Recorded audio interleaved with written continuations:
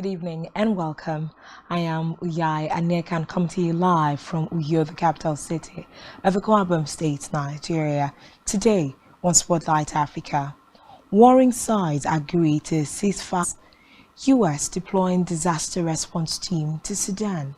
60 killed by men in military uniforms in Burkina Faso. On Spotlight Africa. To stay with us.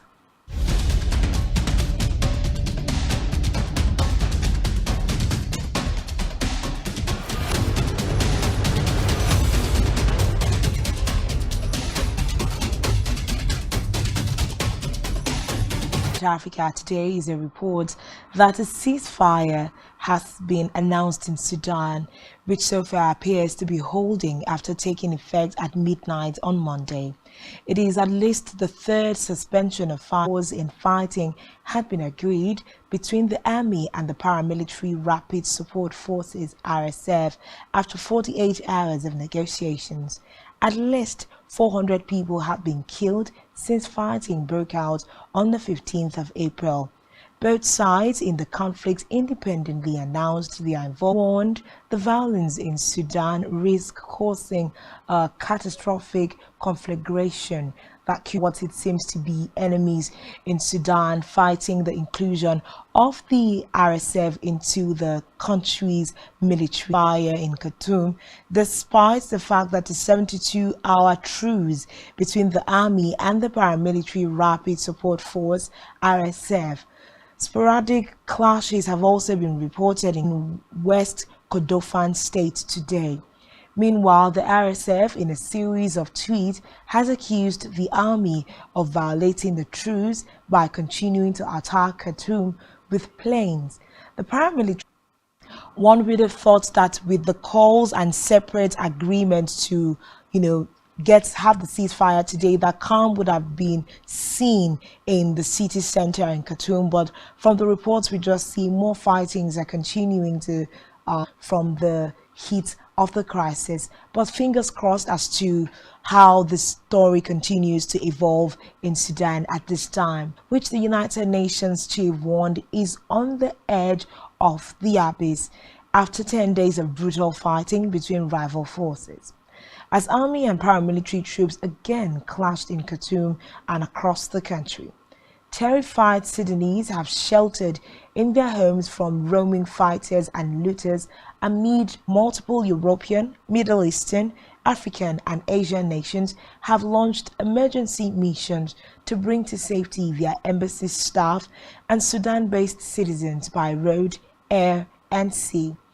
At least 427 people have been killed and more than 3,700 wounded, according to the United Nations agencies.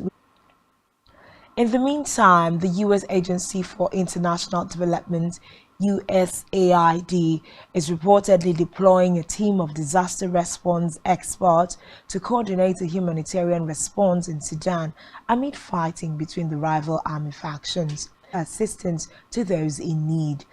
Now, according to him, the team will be operating from Kenya in the initial phase of its operations. Power emphasized calls by the Pope Francis has called for dialogue between warring military factions in Sudan as fighting entered a second week. The pontiff said this during traditional prayer at St. Peter's Square in Rome. He encouraged the world to pray for the Sudanese rival Rapid Support Forces RSF of his former deputy Mohammed Hamdan Daglo began on the 15th of April over a dispute on the planned instead the army if the RSF was put into the army of the nation.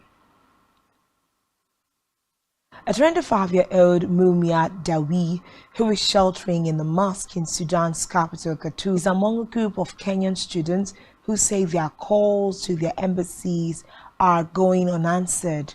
Part of her campus at the International University of Africa, intermittent gunfire and explosions ring outside. The students are facing tough decisions. Recall that days ago, some desperate students decided to flee to the Ethiopian border with their own money. Meanwhile, Japan Prime Minister Fumio Kishida and some officials have said a total of 45 people took off from the eastern Sudan for Djibouti in the C-2 transport aircraft dispatched with help from France and international organizations.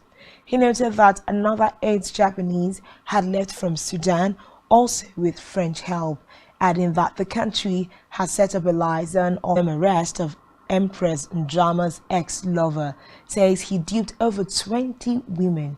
Stay tuned for details of this and more after this time out.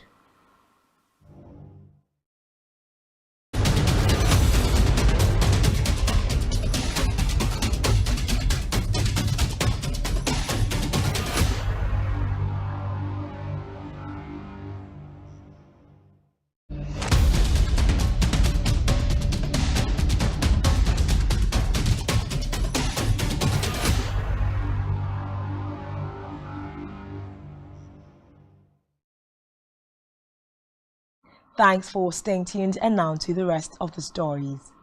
It is hard to get a full and clear picture of what's going on in Sudan. Foreign countries have been rushing to evacuate their nationals as a result of the negotiation to have a 72-hour window of ceasefire.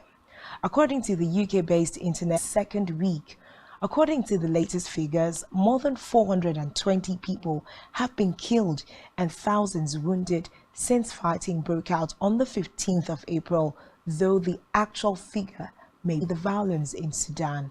Amma Osman from Dunfermline, who is visiting relatives near Khartoum, said the situation was very scary. The Red Cross said people were making desperate attempts to escape after more than a week of fighting there. Meanwhile, the United Kingdom government evacuated embassy staff. Osman was with his wife, Fatma Giha, in Omdurman near Khartoum when the crisis started. We move now to Ethiopia, where the government and the organizations, or who, will mediate. According to reports, Kenya and Norway are said to be facilitating the negotiations. The US and the European Union are also reportedly interested in participating, whether he is part of the government delegation for the talks.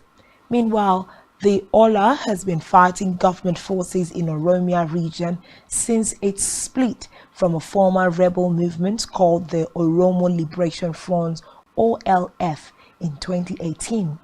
The talks in Tanzania come about 6 months after the Ethiopian government reached a peace deal with the Tigray People's Liberation Front. People were killed by men in military uniforms in northern Burkina Faso.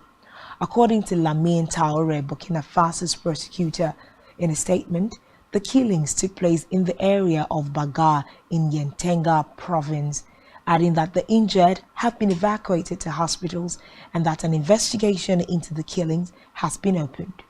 Meanwhile, jihadi fighters linked to Al-Qaeda and the Islamic State, some 2 million, and destabilized and divided the once peaceful country, leading to 2 coups last year. We move to Kenya, where police have recovered 58 bodies from mass graves in the Shakola forest in eastern Kenya, thought to be followers of a Christian cult who believed they would go to heaven if they starved themselves. Quite pitiable.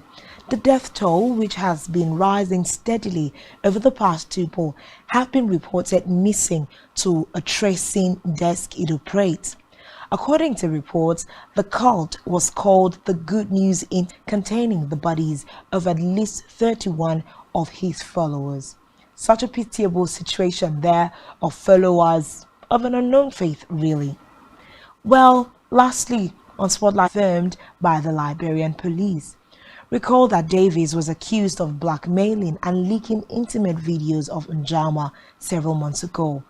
The police chief disclosed this during a press conference in Liberia, saying that Davies is a well-known scammer who specifically preys on wealthy women, lures them into romantic relationships, and manipulates them to swindle their fortune station to register their complaints to ensure the suspect does not go with impunity.